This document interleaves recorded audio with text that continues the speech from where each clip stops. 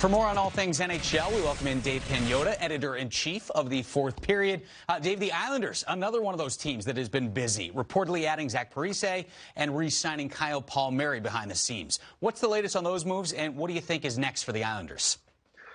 Yeah, well, they've been doing a lot of behind-the-scenes work, and that, of course, being Lou Lamoriello and his staff out on Long Island.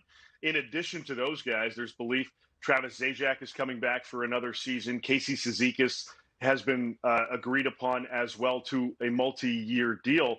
And they've got some other deals that they're working on, some two-way deals for some players that will primarily see some AHL action, but that as well also in the mix. So by the looks of things, they're stabilizing their roster, but they still have some key restricted free agents, as you have listed there. Adam Pelech, Anthony Beauvillier, and Ilya Sorokin all need new deals as well. And with $17 million in cap space, plus, once the season gets going, a little bit of LTIR space once Johnny Boychuk goes on that and his $6 million. But they've got some flexibility and maneuverability in trying to solidify this roster going into next season. Now, there's a lot of secrecy, as there usually is with the Islanders and with Lou Lamoriello, as there's belief that he's working on something else beyond getting these guys locked up, but we'll soon find out exactly everything he's got up his sleeve. We've learned it's Lou being Lou, and we'll leave it at that. We'll stay in the tri-state area. The Devils, they've made arguably the biggest splash of free agency, adding Dougie Hamilton from Carolina. Do you think another move could be on the way for Tom Fitzgerald?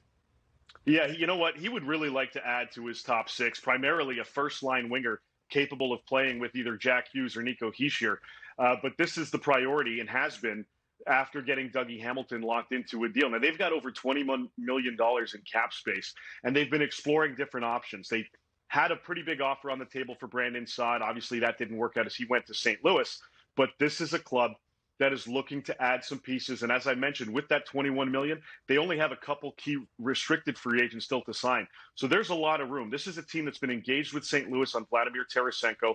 They've kicked the tires a little bit on the free agent side with Thomas Tatar. But if there's room and flexibility, and perhaps they can make it work, add Vladimir Tarasenko at his full $7.5 million cap hit. But those talks continue. All right, interesting. All right, we'll head out west to Vancouver. Elias Pettersson and Quinn Hughes are both restricted free agents right now. Has there been any progress between the Canucks and the two on new contracts, do you think? It sounds like there's been slight progress made so far between getting both of these guys signed. Now, it's different situations for both of them because Quinn Hughes is a 10.2 seat restricted free agent, which means no other team can submit an offer sheet and try to lure him out of Vancouver. Elias Pettersson, he's not part of that. He could be, susceptible effectively to an offer sheet from another club. So there's different ways in trying to go about this. If you're talking about urgency, Elias Pettersson more so than Quinn Hughes, but they switched agents, or Elias Pettersson actually switched agents. They both have the same in Pat Brazil and CAA. They'd like to make this work together, but it sounds like you're probably looking at a shorter-term bridge deal for both of these guys. The way that they're performing, the way that the cap situation is structured in Vancouver, that might be the best way to go. And it looks like Elias Pettersson and Quinn Hughes could still work together and try to get something done. But the urgency is more on Pettersson's side than Hughes because, again, Hughes, there's really no risk. It's either sign in the NHL or take your chances overseas, and that's something that he, to my understanding, definitely doesn't want to do. Wow, those two guys working together on the ice as well as off of it now, signing with the same agency. Last but not least, as we set off the top of the show, the Avs signing Ryan Murray, trying to shore up their back end. Are they done making moves this offseason, or do you think the Avs and Joe Sakic have a little bit more moves up their sleeves? Yeah, you never count Joe Sakic out in terms of trying to improve his roster. They lose Brandon Saad.